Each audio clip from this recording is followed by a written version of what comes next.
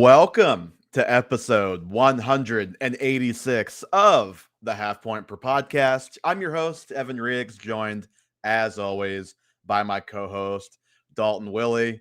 Dalton, we've got a fun one to get to tonight. We were kind of waiting, seeing what was going to happen at the trade deadline. Maybe we'll have a Breece Hall trade to talk about. Maybe Calvin Ridley will get traded. We got a Jacoby Myers and a Rashid Shaheed. So in lieu of a ton of trade deadline stuff and just like I feel like we're kind of in the same situation with a lot of redraft stuff as we've been the last couple of weeks. Nothing has really changed too major. We're going to talk some Dynasty, and we'll get to that later, but we've got some fun Dynasty trades that both of us are going to throw out there. So that's kind of the show today, but how are you doing post daylight savings, now getting dark at about 5:15? That's always fun. It is the worst time of the year. It's the annual Chiefs loss to the Bills, and therefore they will lose to them in the playoffs conversation. Unfortunately, right now I'm questioning the playoffs portion of that. Yeah. The difference now is the Chiefs need to actually make the playoffs. I think they'll be okay. And overall, it was an annoying trade deadline, both from a fantasy perspective and from a Chiefs fan perspective. Yeah. A lot of like the Sauce Gardner trade is cool and really electric and fun. But a lot of the big names we expected to get moved, Chris Olave, just none of them got moved. And we had a bunch of like dink and dunk pieces. And we'll talk about those, but none of the big names between Breece and Chris went anywhere fun and exciting. So yeah, and again, no big shakeup. Like Calvin Ridley would have been real nice for him to get out of Tennessee and to Buffalo or just anywhere else, essentially, other than Tennessee. But that, of course, did not happen. Just real quick before we get into that stuff, though, just a couple of things I thought worth mentioning off the top. Bucky Irving still not practicing, coming off of missing about a month and off of a bye week. I would say that's at least concerning for his availability this weekend, but we'll see. Maybe he'll practice on Thursday, recording this on Wednesday. Maybe this will be dated by then, but just if you have Rachaad White and you thought about dropping him, just keep that gun holstered for right now is what I would say. Yeah, absolutely. And then same vein for that same team, Chris Godwin. Yeah. Still not practicing as well. I did see Bucky Irving is running but not taking contact, which I think 1 to 2 more weeks of this at least, but pretty concerning how it went from a week-to-week injury to what's been now 4 weeks of Bucky Irving not being able to play. We'll be interested to see what he looks like when he comes back even. Yeah, I mean, anything, foot and shoulder, those are both things that can be re-aggravated fairly easily, so hoping for the best for him when he comes back. James Cook did get banged up pretty early on, like early second half, late first half of that game against the Chiefs over the weekend. Not practicing, I don't think, right now. I don't know whether or not he's in danger of missing any time, but Ray Davis, if he's out there, might just drop somebody you're stashing for Ray Davis this week, because if James Cook misses any time, Ray Davis is probably a top 12 play. And, Ty Johnson will be annoying and he may score a touchdown. He might outscore Ray Davis because he catches 1 or 2 passing touchdowns, or they're in the hurry up and he just happens to score. But Ray Davis is the guy who's going to get, I think, more of the work that you want in this offense if it comes to that. Yeah, I think so too. It'll be interesting to see. The Bills are the only team in the NFL that have a higher run over pass rate right now. Mm-hmm. So they've definitely been pretty rush heavy. I'll wonder whether or not they keep that without James Cook in the lineup, and we'll still see if he plays on Sunday or not, Mm-hmm. but definitely something to monitor, and Ray Davis is definitely the one I want to go for. Yeah, agreed. Okay, as for the trade deadline fallout, we kind of alluded to it. Nothing too major, but a couple of transactions I think are worth talking about. First, I'll go out of order on the dock, but to get this out of the way, Breece Hall stays put. Jets trade their 2 cornerstone defensive players, and I guess we hope that A.D. Mitchell can have some kind of resurgence in New York. That's really all there is there, Dalton. I don't know, as a AD Mitchell Dynasty owner, if you have any thoughts or what you feel about this deal. I think he probably burned the bridge when he dropped the ball before the end zone after just everything else in his tenure there. So I think it's probably a good thing for him to get a reset. Yeah, I mean, he was actually looking like a pretty good player up until that mental mistake, and that coaching staff just really didn't have any grace with it. We knew coming into the NFL, though, that Adonai Mitchell kind of had some personality problems. That was part of his profile coming from Texas. And I have a feeling that that ball drop was the final straw to things they were seeing outside of game film. Landing in New York. The Jets have a great culture. They'll fix it. Yeah, that's what I was going to say. Like, the hope there is Aaron Glenn fixes it. The second thing I would say, I mean, this is the end of Breece Hall's contract this year. He's on the move regardless. The Jets were pretty clear that they were going to trade him for a third if they got that offer. And the New York people are reporting the Chiefs offer the fourth. Yes. That would conditionally go up to a third, but neither here nor there. I won't belabor. Well, so Nate Taylor was reporting the most the Chiefs would offer in any trade was a fourth that could be a third. Jets people are reporting the Chiefs offer the fourth. I don't know if in that deal it could have gone up to a third. Regardless, whether it was the Chiefs or elsewhere, I don't remember any running back leaving in free agency getting their team a compensatory pick, not even Saquon, just with the way those formulas always work out, signing guys after the fact. So don't really understand the Jets just not taking some kind of offer. I would be shocked. I mean, maybe they do re-sign him and pay him money and he wants to go back, but Breece has kind of had the dead inside look all season. Yeah. Every time he gets talked to. So unless he has no market, I'd be a little surprised if he returns. And for fantasy, I mean, it's a bummer because you were hoping for a reset for Breece Hall. Even with the uncertainty of just not knowing the new situation, I just find it hard to believe it would have been worse than where he's at right now. Yeah, absolutely. The Jets will be a fun rebuild to monitor over the next couple of years. They got 2 firsts for Sauce Gardner, so it's pretty electric as far as their picks. And then another first and a second for Quinnen Williams too. Yeah, they're doing what I do like first season of every Madden rebuild, where I'm like, everybody's going. We're going to lose every game. We're going to get the first overall pick, and we're going to go from there. Yeah, no, I saw somebody, a Jets fan post, ended up on my For You page because it was a Thunder post. But it's like, we are the new Oklahoma City Thunder. It's like, well, let's see how it works out. The Thunder did kind of tear things down before people knew it was going to happen, but a little different in the NBA than the NFL. First round picks, very valuable in both, but a lot easier to remake a team with a couple hits in the NBA than in the NFL. The Jets, I will say, they've hit on a lot of positions. Just quarterback has yet to be one of them. So that's the one that they've got to hit. Yeah.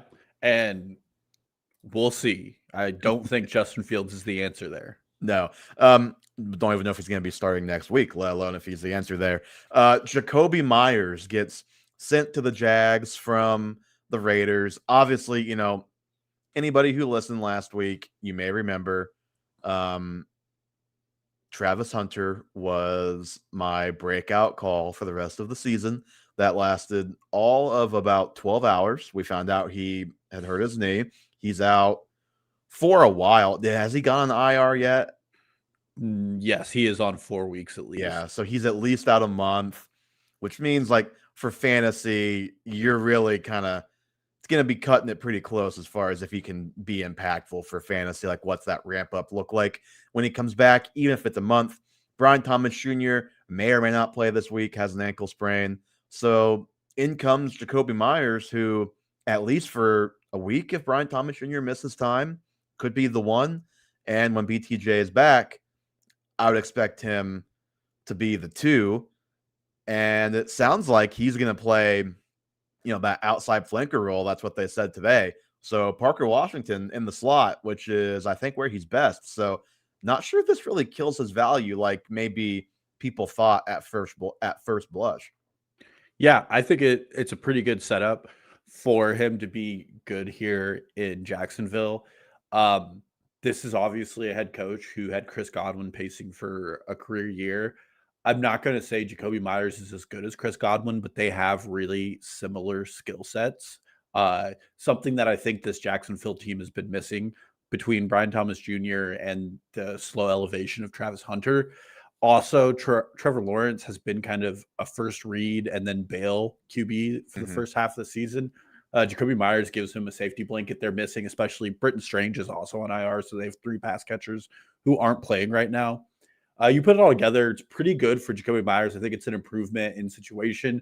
You look on the Raiders side of this, I don't know how much higher you can go on Brock Bowers, but yeah, Brock Bowers, he's the tight end one the rest of the season. Just had the best performance of anybody at any position last week in fantasy.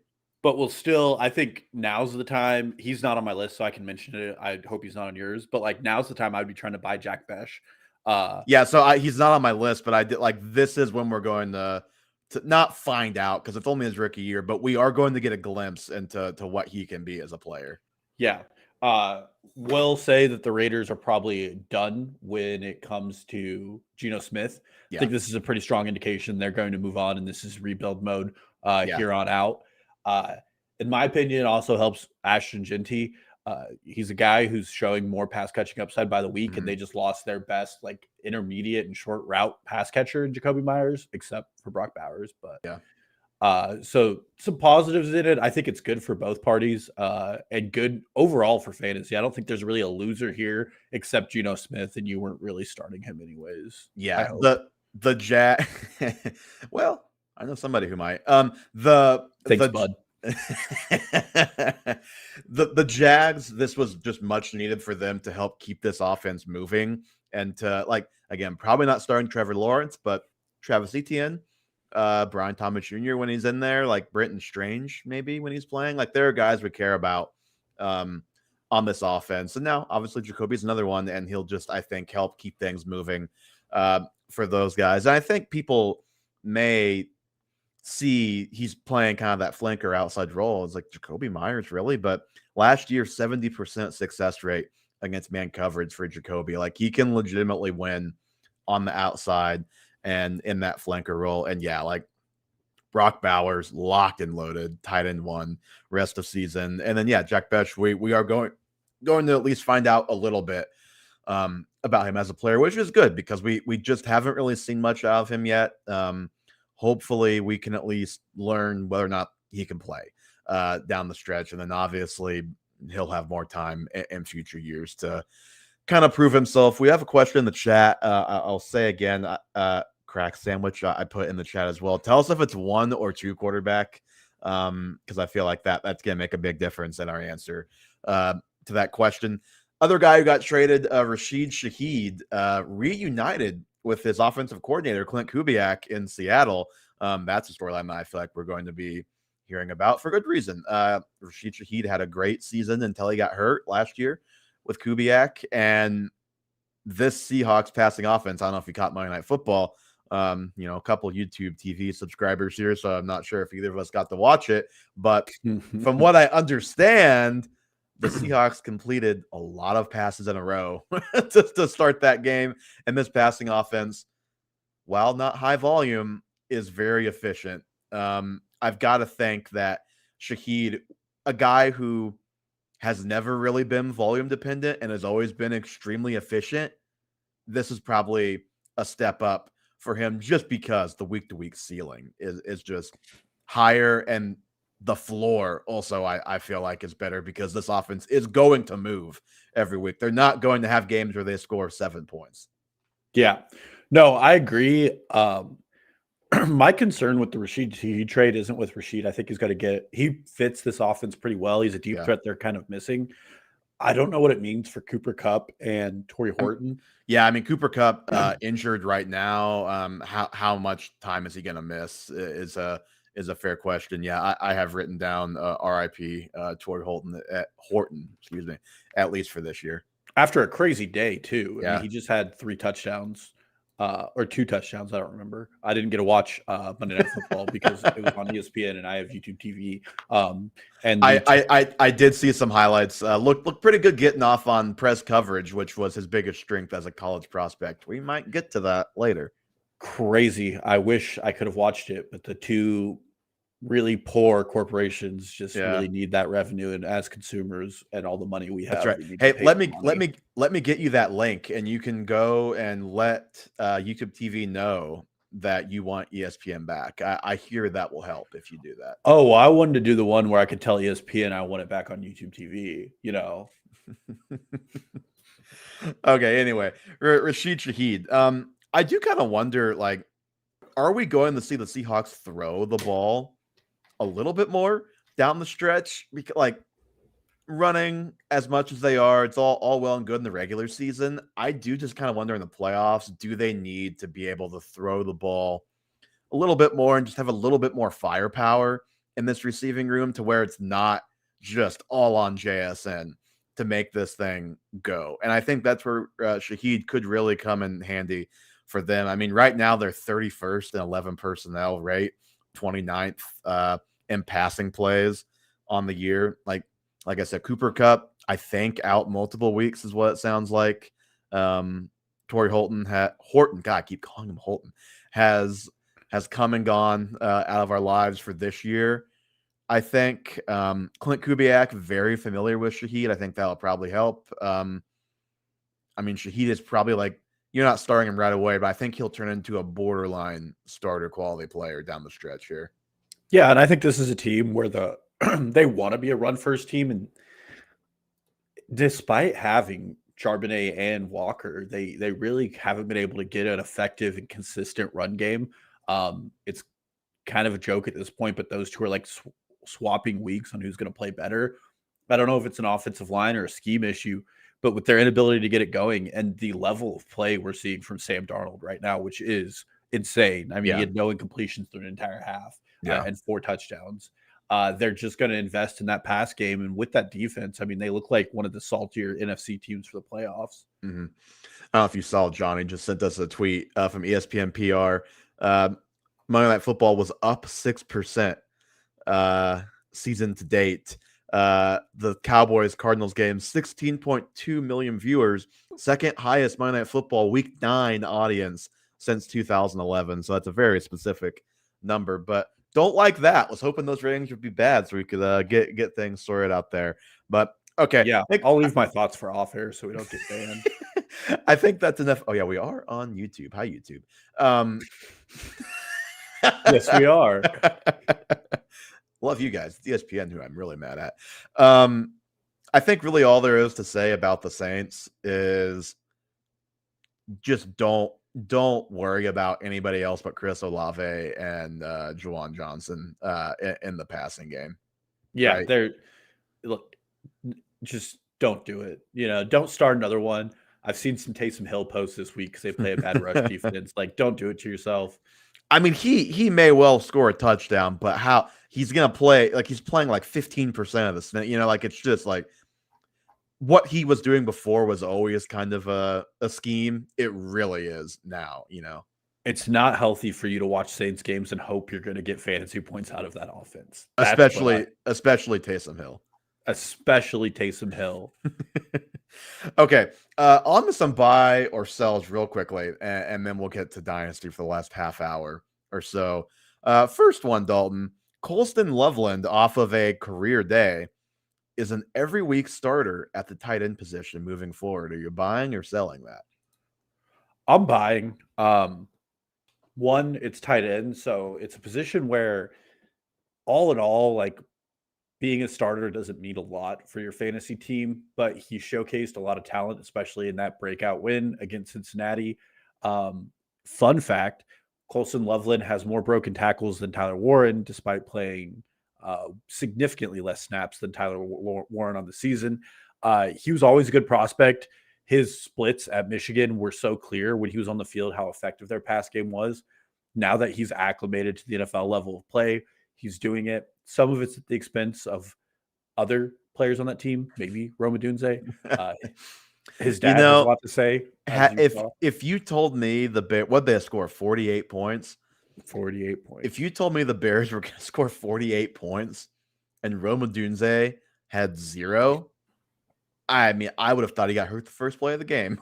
that is unbelievable to me, which is why like this is a buy, but a kind of a shaky one for me. I think he is very firmly in that stream top 9, like 9 to 14 conversation every week, depending on the matchup. Not going to be this bad for Rome every week. Like DJ Moore is going to have his moments. Maybe Luther Burden will play at some point this year. We'll see. But I'm with you on the talent. He's just kind of in that range with, a Harold Fannin, with a Theo Johnson, Hunter Henry, Kyle Pitts, Mark Andrews. Like he's in that swath of tight ends. I would just say don't get too carried away with it. Do you know how many touchdowns the Bengals have given up to tight ends this year? I feel like you're going to tell me a lot, and they just traded their best linebacker. They've given up 12 touchdowns through 9 weeks to tight ends this year. If you're curious, they get the Ravens twice. This is not the order of the schedule. This is just the teams they play between now and the end of the fantasy playoffs. Ravens twice. So Mark Andrews feeling pretty good down the stretch there. Bills once. Steelers once. Not that you can start either of those guys probably, but one of them will surely all have three a of them. touchdown. Yeah, that's true. Yeah. All three. Patriots. So Hunter Henry, probably a good start. Cardinals, if Jacoby Brissett is still the quarterback. Trey McBride feeling pretty good, probably in that matchup. Then the Dolphins, and that's later. So we will pray that Darren Waller is back to drop 20 points in that game, because I am sure he will if he plays in that matchup. Yeah, they are an abysmal defense all around. More to talk about them on later anyways, but just super fun game they put on with the Bears. Really good try, guys. You did your best, but I would start every position, skill position player I could against the Bengals going forward. Yep. Another guy who had a career day against the Bengals was Kyle Monangai. Buy or sell, the rookie Kyle Monangai, who just had almost 200 total yards last week, is not giving this job back, Dalton. I'm buying that he's not giving the job back. I will sell people who there are mixed reviews on Monangai right now on how people think that Ben Johnson is going to handle this and whether or not he's going to do it successfully. Like Monangai played 74% of the snaps against the Bengals. I don't think he plays that high. I don't think that's the way Ben Johnson will ever run an offense unless he has, well, no, he had Jahmyr Gibbs. He didn't even do it with Jahmyr Gibbs. Yeah. I think Monangai holds on to his 60% snap share, and DeAndre Swift gets really important and pivotal touches, plays in some long down the distance. But he was incredibly successful against the Bengals. I know it's the Bengals, but he did have the most rush yards of any running back against the Bengals in that game. Yeah, and it's like they've played Travis Etienne, they've played Josh Jacobs, they've played Gibbs, Montgomery. Like none of those guys cracked 100, and I think he had 175, something like that. And it's looking to me like he'll be closer to that Jamal Williams Montgomery role in this offense, but Ben Johnson might flip the snap shares because he is such a ground and pound hard runner. His success rate inside runs is at 60%. Give you an idea, this is mean because DeAndre Swift only has 10 of these this season, and I think in part because they know, but DeAndre Swift's success rate on inside runs is 7%. So when you compare the two, he's very much an effective inside runner. Outside runs, he's at 48%, so he's still pretty high up there when it comes to his success rate on any runs. He could force off tackles. We saw that a lot. He has explosiveness. He had a 35-yard run. He had a couple of catches that went for 10-plus yards. Overall, I think he's a better fit for this offense than DeAndre Swift is, regardless, with their pass catching. They need a grinder who can get them the 5 yards, and their explosives come in their passing game. Yeah, I'm going to say sell, but I think we're largely in agreement. I just am not quite ready to say off of, I don't even want to say just 1 week because he had been trending up. We talked about this already, and we know how it usually goes with Swift. But off of one really great week and then a couple weeks of kind of positive vibes, I don't want to say that he's going to be the 60 to the 40. I'm still probably feeling more like a 50-50. And I feel like this is kind of the flavor of the week to have a really strong take about. There's people who will say, yeah, DeAndre Swift scored X amount of fantasy points over X amount of weeks. Like, he's stepping right back into this. There's people who will say, yeah, Monangai just did this, this, and this. Like, he's going to be the workhorse. And like, I just don't think either of those things are probably true. I think we're probably heading towards a 50-50 in the short term. In the long term, I don't know. I just think anybody who, I know you're not doing this, I think anybody who knows exactly how this backfield is going to work out, air quotes, is lying to you. I just, we'll see. This, I think, is going to be a situation to monitor, obviously. What I will say is Monangai did very much impress me.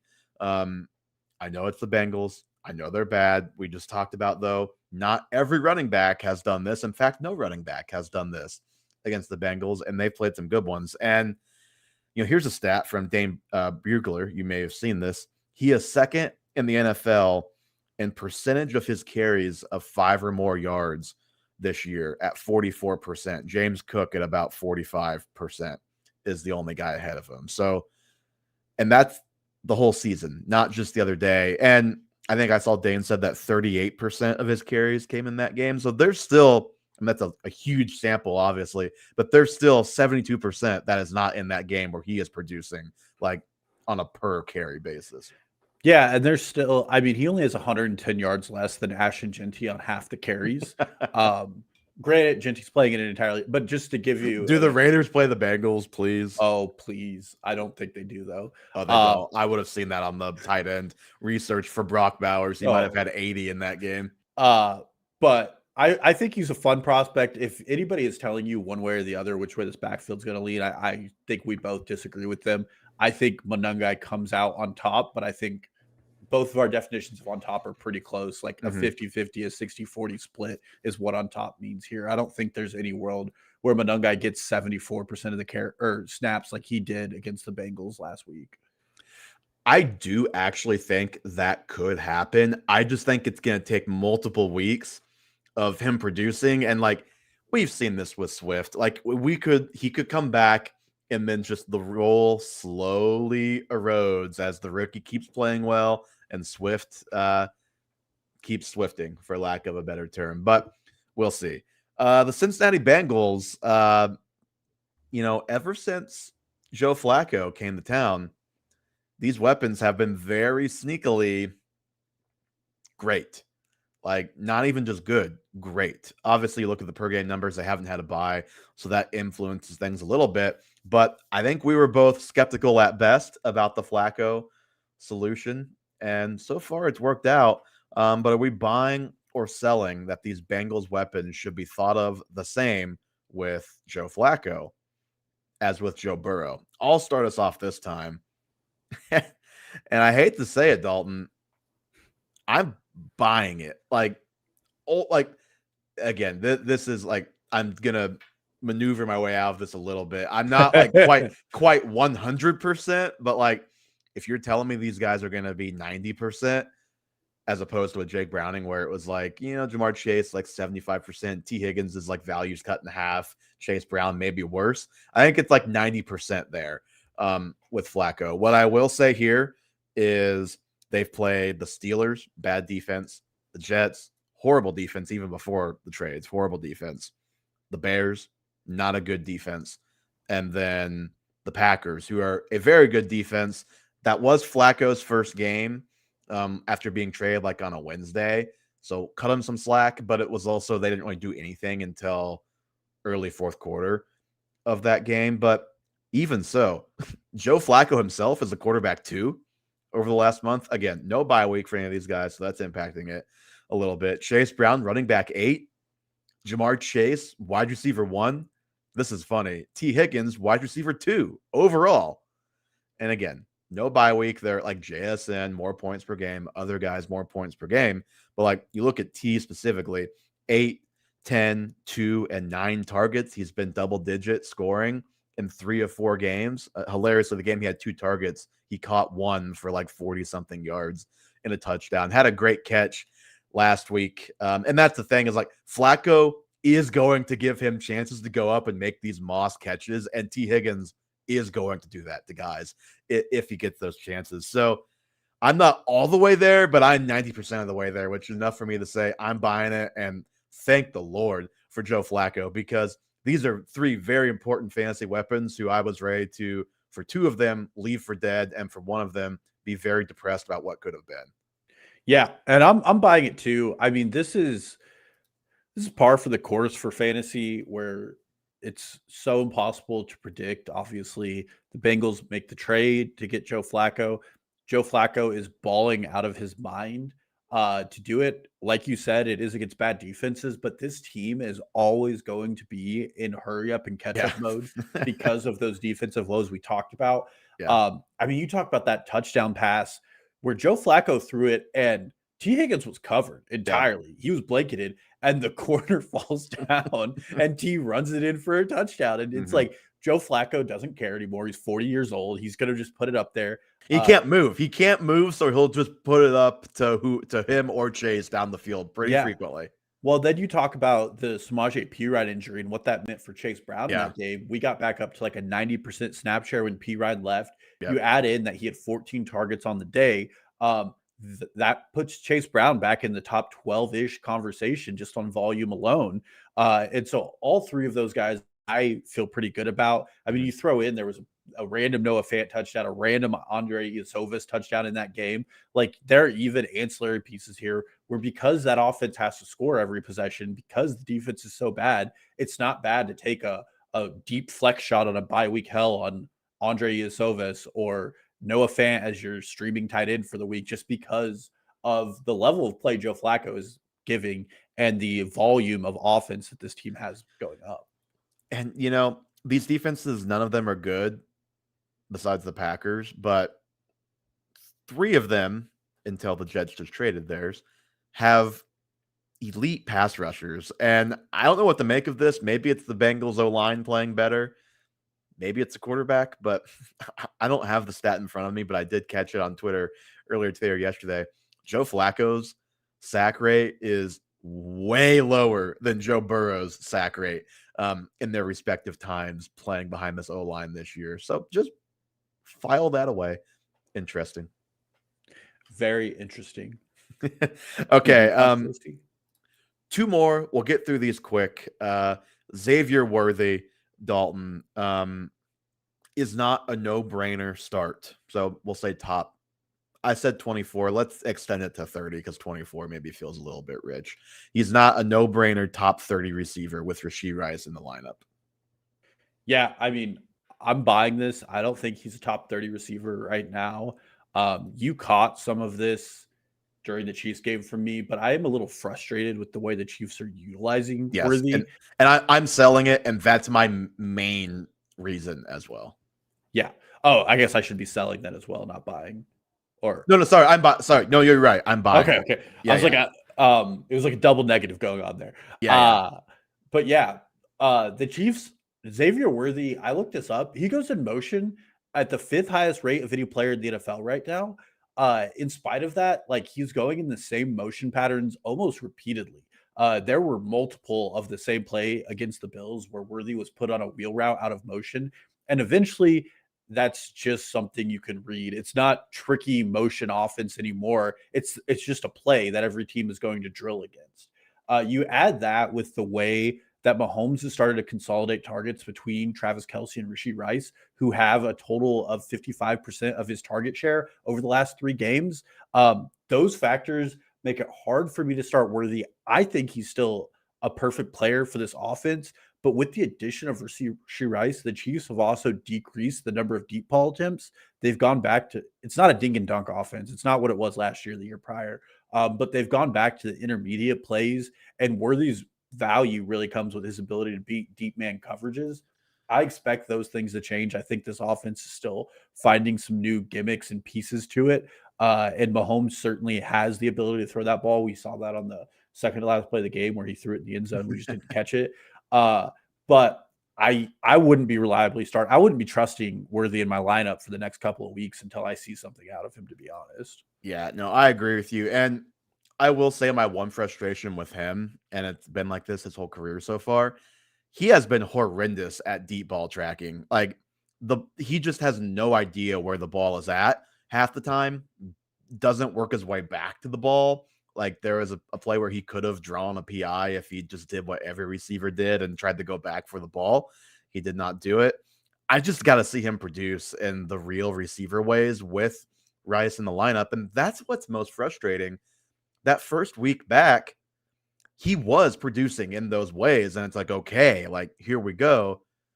And then, I know he's had the ankle, like the shoulder gets dinged up every now, but like he's getting open. You can get on Twitter and you can find in isolation plays of him cooking somebody on an intermediate route. And I think that's the issue. Like they either use him at the line of scrimmage or 50 yards down the field. How about we just give him some deep crosses, like some 15, 20-yard deep crosses where he's just outrunning somebody horizontally and use him that way instead of him of them having to connect on these deep vertical shots where unless it's a perfect ball, he is not like he's not tracking it and just the connection just still isn't there. So that's my hang up right now. Last one. I think we can make this quick, but I think this was just a worthy topic because he had a nice game. Jameson Williams, Dalton, buy or sell him as a good flex option. I'll go first. I'm selling it. Even with his great game, I said great. Even with his good game, he's wide receiver 41 right now. And he made a living last year on low volume, very high efficiency. And that volume is even lower right now, down from 6.1 targets per game last year to 4.5 this year. It's kind of the pendulum is swinging back to Laporta a little bit with those secondary targets in this offense. Like made a great deep ball catch, tightrope into the end zone. He's going to have some of those, but he has 3 games with 14 or more points, 0 games between 6 and 13 points. So this is the ultimate boom or bust. And if you're starting him, you're just praying that it's a boom week. And that's what it is right now. Yeah, I'm selling. I mean, he's one of my busts in the preseason just based on how he was producing alone. We talked about it last week where we have the Jameson Williams line, which if you look at standard scoring versus PPR and half PPR scoring, you can really spot some of those outliers. That was him last year. Lions offense looks a little different without Ben Johnson. Not saying it's a worse offense, but the way it's functioning right now, they really don't need Jameson Williams, and they don't use him in a way. He is Matt Harmon's sacrificial X receiver right now. And you add that with a QB like Goff, who's going to take every read but the deep read first. It's just a formula where he's not going to be very successful. Yep, agreed. Real quickly before we get to Dynasty, we do have a question from Dustin Wells. What's up, fellas? Not Dynasty related. Just received a trade. They want ETN for Sutton. So I'm assuming he has ETN. And they're trying to trade him. Sutton, my RBs are Barkley, Dobbins, Woody, and Trey Benson. When he comes back, receivers, Pittman, JSN, DJ Moore, Keenan Allen. Which side of that, ETN for Cortland Sutton, do you sit on, Dalton? Yeah, I mean, I'm taking Cortland Sutton. I knew as the resident Travis Etienne hater, you would take that side of it. Oh, it's not even about that. He has a pretty good running back core already. Travis Etienne has been pretty frustrating in fantasy the last couple of weeks. We covered it last week when I talked about a potential Bichon Tootin breakout. He just had by far his highest expected half-point PPR scoring week. He got tackled on the 1 yard line 5 times. Yeah, and then Tootin came in and scored a touchdown. On one of them. Foreboding. But that go ahead. Sutton's just produced more points than ETN has, which is one of the reasons for it. He's tied in points per game as the wide receiver 21 with T. Higgins, funnily enough. All but he's had multiple double-digit weeks. That Broncos offense is kind of frustrating to watch. He is getting out-targeted by Troy Franklin right now. Yeah, that's what I was going to say. But his targets are way more beneficial than Troy Franklin's, in my opinion. He gets the intermediate routes. I still like him over ETN in that example. Yeah, I don't. I would rather have ETN. I get like the team, the running backs are fine, but just overall positional scarcity, I'd still rather have ETN in that. And I think you could probably, you can tell me if you disagree with this. I think you could probably shop higher up the receiver list if you're crossing over in a trade, if you're trading ETN for a receiver, don't you think? Yeah, no, if you're shopping, I think you could. I mean, let me just look at scoring here. You could probably eke your way all the way up to somebody like. Well, like I'd rather have T. Higgins than Cortland Sutton, who's tied with him at 21. That's fair. Jalen Waddle, you might be able to do. Yeah. I wouldn't do Quentin Johnson, who's still miraculously the wide receiver 14. Yeah, I wouldn't do that. Maybe sneakily Jordan Addison, somebody I still like. I mean, Michael Pittman, if the owner is kind of stupid. He has Michael Pittman. He has Michael Pittman. Oh, well, even greater. Or, here's a good one. Garrett Wilson. Guy hasn't played, is on bye. And yeah, that would be a good one. I'd go after Garrett Wilson. Yeah. So disagree on the players, but we agree that I think you could cross over a little bit higher there. Okay. Naturally, we took longer on all that stuff than I thought, but we're getting to it. Dynasty trades. The only instruction that we came into this with is that we're doing this from the mind of a tanker. I think everybody knows if you're a contender, like it's almost like redraft, like go trade for Devontae Adams, go trade for Derrick Henry, like go trade for those vets who are cheap and can put you over the top if your team is in that position and you need that kind of final punch. Or obviously, like if you can swing a trade for a young star, trading multiple picks, like by all means, those are just harder trades to come by. But Dalton, if you're a tanker, what is, I don't want to say the first, it's just the first on your list, but what is one dynasty trade that you are interested in making at this point? I'll put on here is most obvious. The other three I would say are less obvious. It's Joe Burrow. He is not going to contribute meaningful to any team that is in a good position at this point. The Bengals, especially with that loss to the Bears at this point, are probably out of playoff contention. I mean, he might just get benched for Joe Flacco. Yeah, he could. Risk you have to take. I think right now this is a prime position to buy one of the top 5 fantasy scoring quarterbacks. We're watching what Joe Flacco is doing in that offense with those weapons. And you just imagine what Joe Burrow could be capable of. You have to imagine it. Just think back to last year. Just recall what he's already done. That defense is so far away from being effective. And Trey Hendrickson is probably going to walk in free agency. Their first round pick, he's not living up to expectations. They trade their best linebacker. They have no court. Like, it's not going to get better. Even if they go into the draft this year and they take one good player, it's not going to get much better over the course of one season. They need like a Chiefs 2022 draft to remake that defense into anything respectable. And it's such a cheap front office. I know they won't make moves in the offseason for some stud defensive players. Well, and they can't because they're paying Burrow, Chase Higgins $1 billion. Yeah. And this is like, and I said this is the laziest one, but this is always a tanker strategy. Like, go find the players that aren't going to play. And if they're good, see if you can get them at a discount. Like Cam Scatabo is another one who's obvious. You may not like that one might be tougher to get. But that would be another one like in that same vein. Yeah, absolutely. We talked enough about the Bengals here that I don't need to go long on this.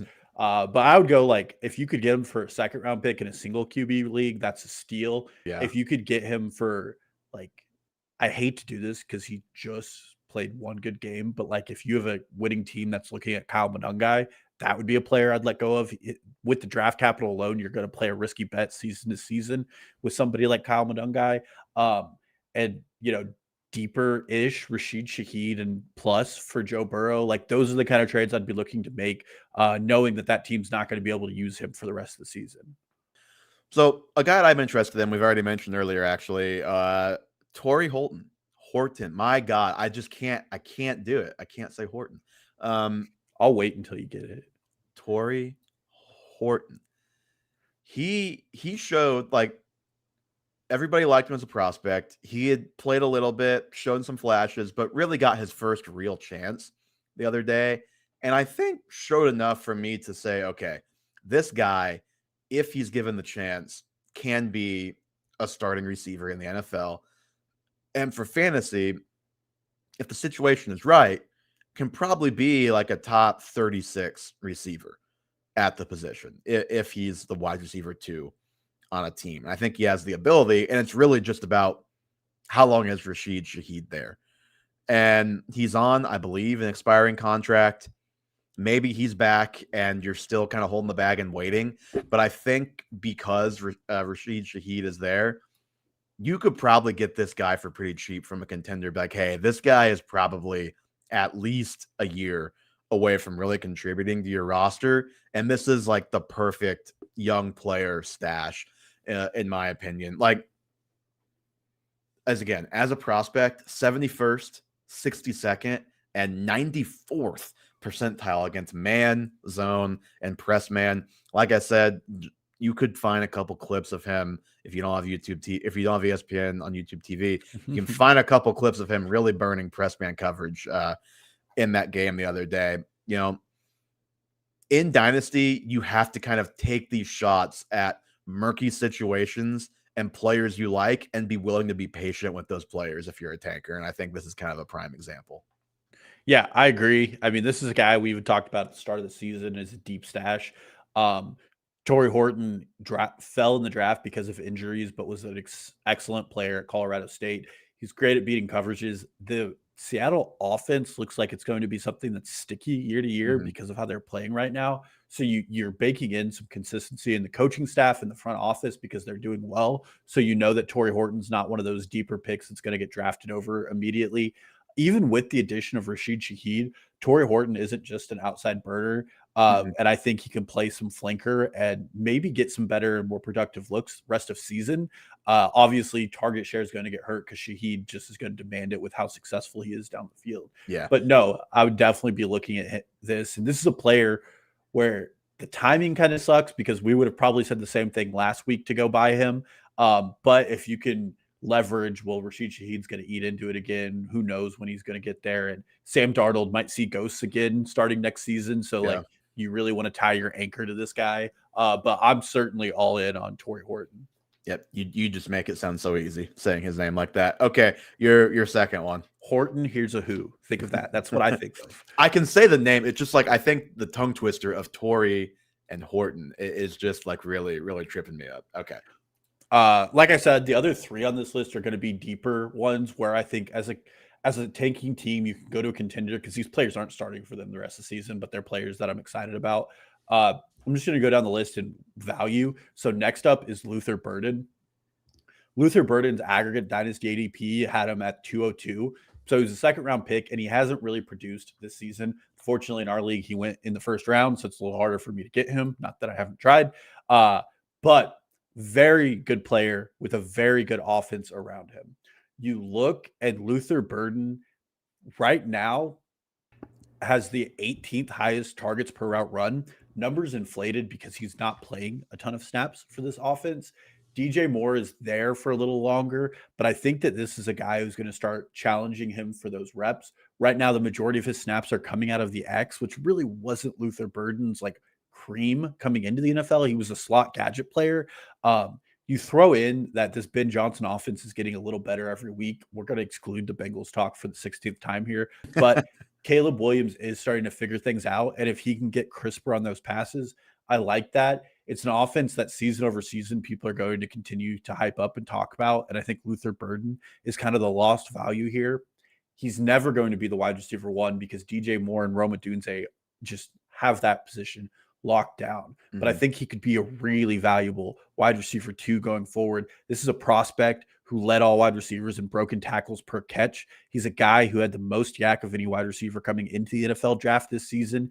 And he graded out as one of the highest graded prospects in JJ Zacharyason's annual guide. The only prospect who's graded higher than him was Malik Neighbors the year prior. He's a very good player, and he's just not gotten his opportunities yet. That would be my one concern. Like this, on a larger scale, follows what I was just saying. Like talented player, murky kind of situation. Those are the situations you want to buy in on and be patient in Dynasty. Obviously, the issue or the difference with Burden here is it's going to be a lot more expensive because he was just a lot more high profile prospect, like has higher draft pedigree, all those things. My one real concern would just be why is Zacchaeus played so much this year? Why has he not been able to beat him out and just get on the field more? Not that automatically spells death for him, but just the longer it takes for a guy like this to get on the field and just make it like show some flashes, you know, he's had a couple, but like way fewer than I would have thought, even given the fact that I was in on Rome Odunze. DJ Moore is DJ Moore. Like, I like Colston Loveland. I still expected more from Luther Burden. So I'm a little bit concerned that maybe I and just like everybody was a little bit wrong on him as a prospect. But I mean, price depending, of course, like this is still a talented player who it could turn around in a big way next year if the situation looks different. Maybe things click in year 2, whatever the case may be. Like, yeah, this is a talented player that I wouldn't mind taking the shot on. It's just, it's going to cost you still for sure. Yeah, and this is one of those where like we're like you never want to bet on this, but as a tanking team, it's the best time to play the numbers game. And you are an injury away from like this guy getting a 70-80% snap share, and then his value really increases. And if you're just treating fantasy players like a stock asset, then you have him at his peak, and then you can decide whether or not you're buying or selling. And if you're a tanker, that is you have to be like cold calculated like in that way. Yeah, exactly. And that's where I like it. I wouldn't spend more on him than like a mid-second round pick right now, or selling some aging contending players. And I can see that. Like, would you trade Derrick Henry for him straight up? Well, funny you bring Derrick Henry into this conversation. I always do this. I would probably trade Derrick Henry for him plus like a 3. I would try to get a little more value and eke it out of that. But yeah, I would do Derrick Henry straight up. If I'm a tanking team with Derrick Henry, I'm getting rid of him regardless. Yeah, I am too. I think I'd probably want a little bit more for Henry than Burden right now, but I think you're in the ballpark to where you could probably get a deal done there. Okay, next one up for me. Looking at the running back position, going with thumbnail guy here, number 2, and that is Chuba Hubbard. And I know that probably seems crazy to advise anybody trading for him right now. You look on Keep Trade Cut, which, you know, say what you will about it. I've said plenty. It is at least one of, if not maybe the only, just like public database where people are giving their opinion, and those opinions are forming what those player values are on there. Chuba is the second fastest faller right now in value on there. Number 1 is Jaden Daniels, which just because he got hurt, which that doesn't make a ton of sense to me why his value would fall that far, but neither here nor there. Season low in touches, yards, and snaps last week. It's looking very bad for him just this year. The thing is, though, like, he has a couple-year track record of being a good player. 2023, he was 1,100 total yards. Last year, 1,400 total yards, just about 11 touchdowns. It's even with missing a couple of games. He played so well last year, the Panthers gave him a 4-year, $33.2 million extension. $10 million of that was a signing bonus, $15 million guaranteed. The thing with that signing bonus is it pretty much ensured, like, that's why Rico Dowdle was the only running back you heard in any kind of trade rumors for the Bengals. He's on a 1-year, $2.7 million deal. Chuba Hubbard is like $7 million in dead money if they trade him right now. That does get lower to about $4 million after this year, and then significantly lower after that. Obviously, Rico Dowdle, he's expiring this year. Do they bring him back? Are they really going to pay 2 running backs pretty big money? Also, Jonathan Brooks still exists on this team, and while he doesn't cost a lot, and who knows what he's going to look like, he's still almost $2 million. So between Chuba and Jonathan Brooks and Etienne also on this team, and Rico Dowdle, that's just a lot of guys. So whether or not it's Chuba gets traded, Rico Dowdle signs there, whether it's Rico Dowdle has priced his way out of their budget for the running back room, I just think the future is very uncertain for this backfield and for Chuba. And he's shown me enough the last couple of years to where I'm just willing to buy in right now if I'm a tanker. He's doing 2 things that I really love. Number 1, he's not scoring many points for my team right now as I'm trying to tank for a draft pick. And number 2, I'm telling myself a story that a 26-year-old running back that I'm getting probably for pretty cheap right now I mean, hey, 26, he's still got a couple years of production probably if things break right. That you're maybe getting a guy who I don't know if he's going to be a starting running back here or elsewhere next year, but I'd be willing to bet he is much more in the rotation wherever he's at next year than I think he's going to be health pending, of course, the rest of the way in Carolina. Yeah, I don't hate the philosophy behind it. He's not on my list, so I can just mention it. I think I'd probably consider the same for Jonathan Brooks. But I'll just call it the Jordan Howard line, which is where I think Chuba Hubbard sits, where like he could go anywhere. I don't know what his dead money is. I don't know if this is like a potential cut candidate for the Panthers if they think they have the running back room figured out. I'm assuming not because he has a 4-year deal. But wherever he goes, he's going to get written off by fantasy Twitter because he's not an exciting player. He's not fun, fancy, or sexy, but he is productive, and he'll end up putting up 1,000-yard season wherever he lands. It's also one of those situations where he's so low in value that you can likely get him relatively cheap.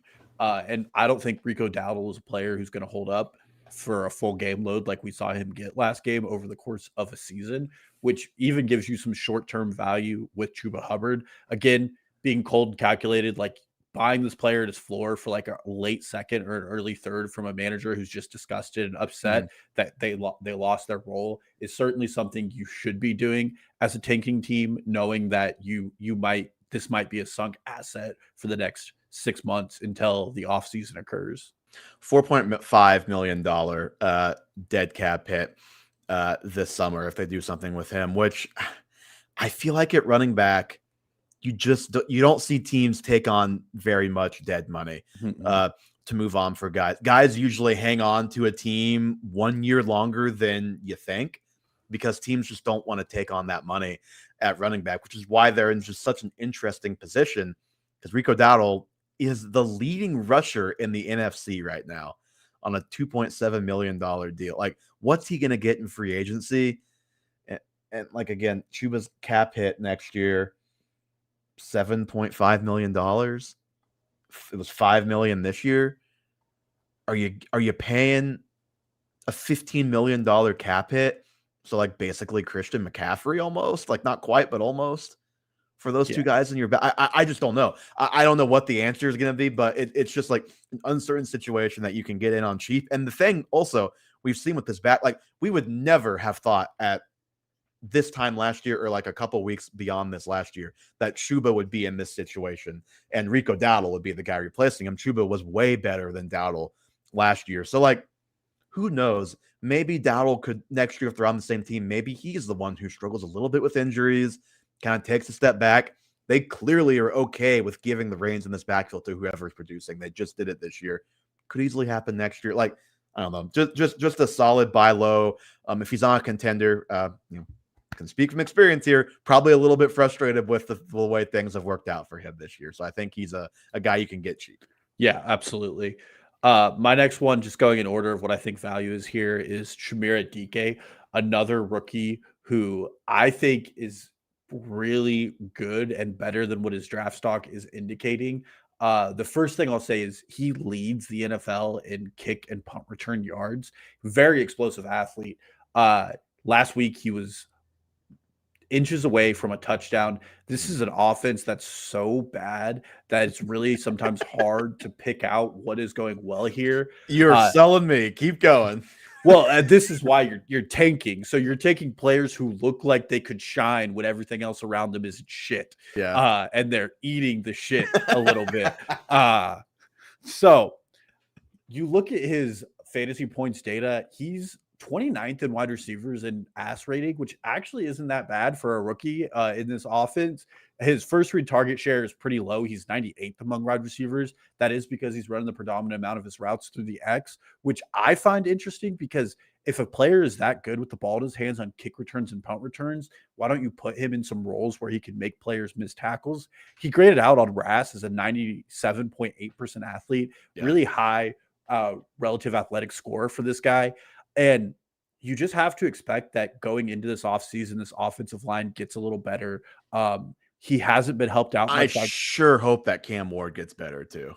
Yeah, well, I've listened to Dave Brugler on this and I'm pretty confident in his opinion where he's like, it's actually impossible to evaluate Cam Ward right now because of how bad this offense is. Mm-hmm. I subscribe to that. He's obviously going to get a second season because he was the first round overall pick. He hasn't had much help from Calvin Ridley in making this passing offense better. The second best like receiving option on this offense right now is Gunnar Helm and Chiga Okonkwo.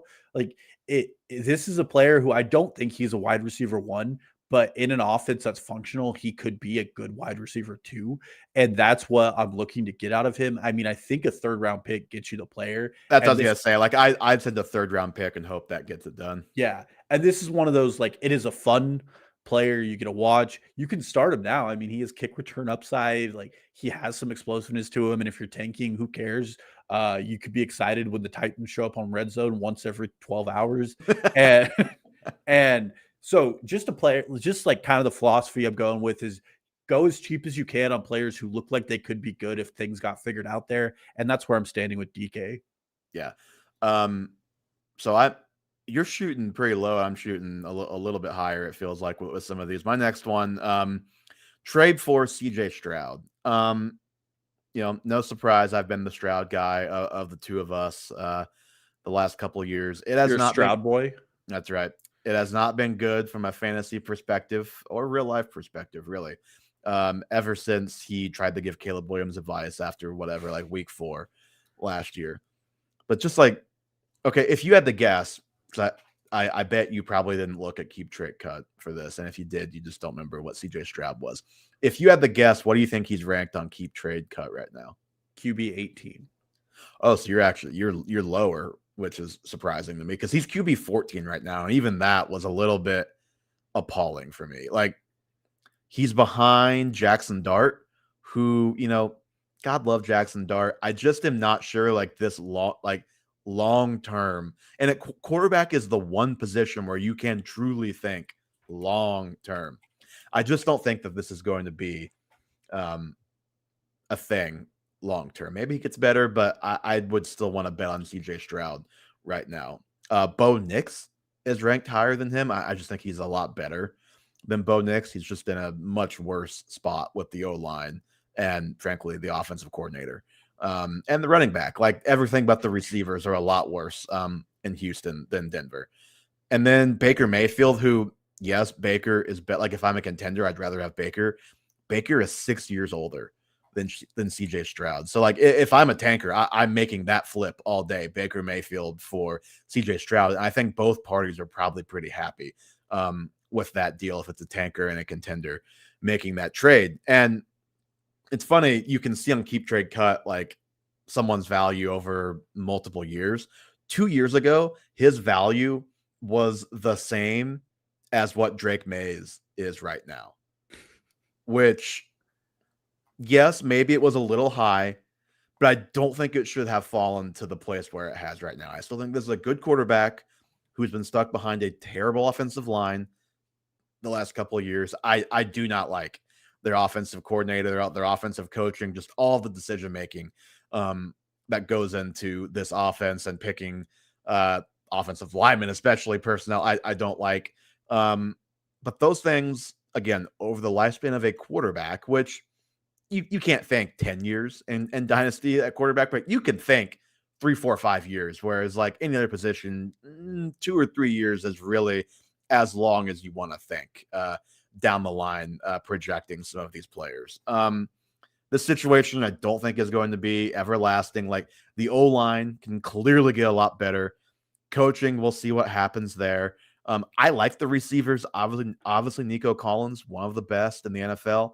We both like both rookies there, especially Jalen Noel. Like Tank Dell, we'll see what he looks like when he comes back. Not counting on it, but would be a nice bonus if he does return to just some form of what he was before his injury. And then, like, you think about the running back, the Joe Mixon thing has really tanked their run game because he did a lot in spite of a horrible offensive line last year. And like, I like Woody Marks, but he's just not the between the tackles grinder.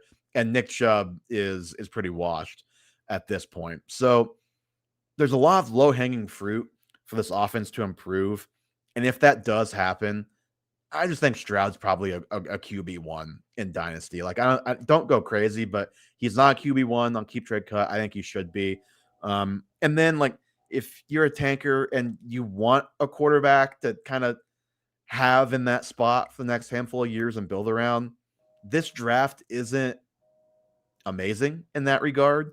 like Oregon's quarterback, Indiana's quarterback, Alabama's quarterback are kind of the three guys. And all those guys strike me as like pretty good, but there's no quarterback who I am extremely pumped about as a NFL fan coming into the league next year. CJ Stroud, just 24, going to be 25 at the start of next season. A young guy that you can buy into still. Yeah, I'm a known CJ Stroud hater on this podcast. Yeah. No, I mean, what I'll say is like my concerns around CJ Stroud, and I think if we talk about his career arc, I think they're pretty valid. He is a defensive-minded head coach, and I think what they had year one, they considered that they had it, and they haven't improved offensively around him, both in playmakers, offensive line play, running back, and in schematics. So they haven't pushed CJ Stroud to be a better quarterback, and I don't know when DeMeco Ryans will get an OC in there who can help him grow over the offseason. Obviously, well, it might be just a new head coach at some point. Yeah. Well, that's the thing. Like their defense is so good, but it's miles ahead of where their offense is at. Mm-hmm. I don't lay all of that blame on CJ Stroud. It's almost impossible to do that when you trade a franchise left tackle for pennies on the dollar because when they already were a bad offensive line, mind you. This is taking a long view in fantasy because I think next year it's going to be similar. This is a week. Somebody who is very much into this draft class already. This is a weak offensive line draft class, so I don't know if help is on the way in regards to that.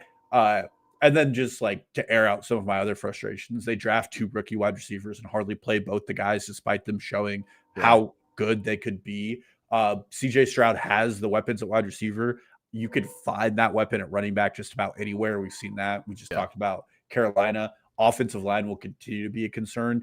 And I'll tell you what would change my mind pretty quickly. Mike McDaniel.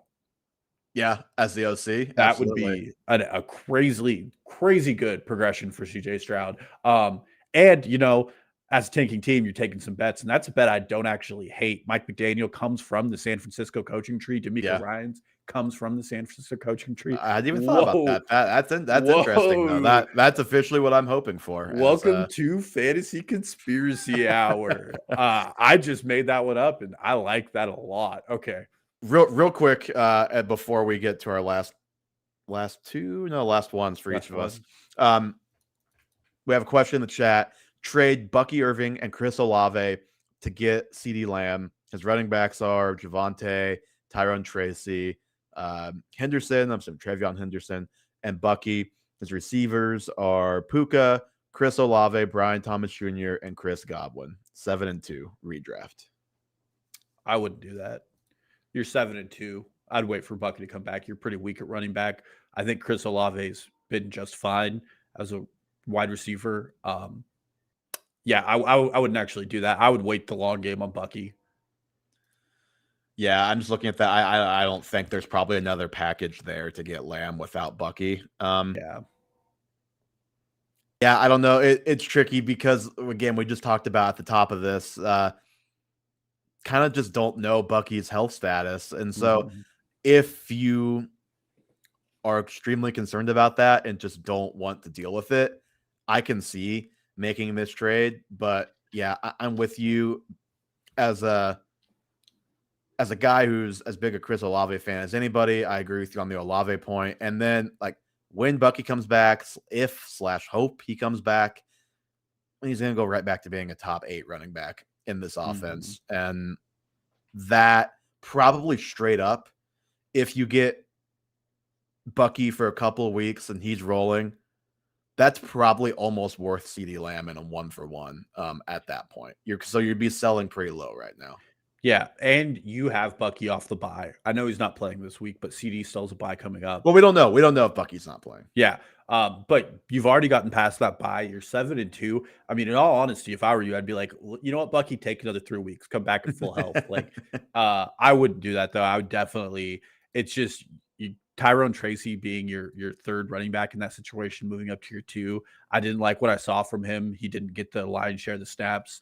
Devin Singletary is going to be frustrating. The red zone stuff is frustrating. Yes. So I would keep Bucky because then you're going to have a really good 1-2 punch at running back. And between Olave and Puka and Waddle, you have a really good wide receiver room already.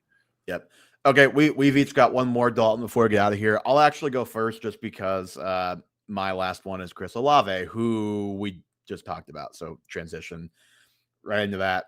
And here's the thing that makes Olave interesting. He was a buy for me before the season. He's still a buy right now. The Saints are finally doing it. Yeah, I just said this quarterback class is not great, but if they draft somebody, it is going to be better. Maybe not in year one, but hopefully, rookies, you never know. But if you're taking the long view, probably in year 2 and definitely 3 if they draft somebody. They're 1-8. They trade away a contributor. They have their own first-round pick. And it is between them, the 1-win Jets, the 2-win Giants, the 2-win Raiders, and the 2-win Browns, I think, for the number 1 pick and just like those top couple of picks. You said it. I don't think the Titans are taking a quarterback. I'd be surprised if the Giants took a quarterback, given everything Jackson Dart has done this year. Raiders, yes, they're taking a quarterback, I would imagine. Browns, probably, but it's the Browns, so I just you never know. If Olave is back in New Orleans, which I think is probably the safe bet, there was some initial noise about trading him, but then when the rubber actually met the road, there were a few rumors about him, and it was all Rashid Shaheed. That one seemed like it was telegraphed for a couple days before it happened. It seems like the most likely scenario is he gets a contract extension and he's there for the long term. If not, then he goes somewhere else, and it's probably a better quarterback situation, and you're feeling pretty good. So I think either way, the quarterback situation is looking up, and we've talked about this ad nauseum, so I won't spend too much time on it, but he was just the most obvious positive regression candidate of all time for the first 6 weeks, has started the trend upward, even with Tyler Shuck. We're going to see down the stretch about him, and I think we're going to see he's not very good. But even with him last week, he was okay.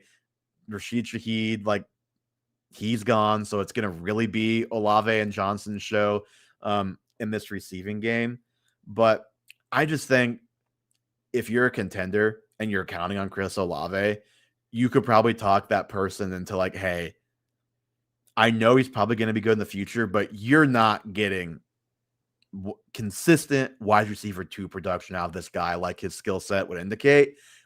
Let me give you Devontae Adams and something. Let me give you Derrick Henry and something. And I'm using those examples a lot because those are the 2 obvious vets to go by as contenders. But even I don't know, Jameson Williams plus AJ Brown straight up. I'd rather have Chris Olave than AJ Brown in Dynasty right now, straight up, especially if you're a tanking team, which AJ Brown could very easily be on a tanking team right now with how this season has gone.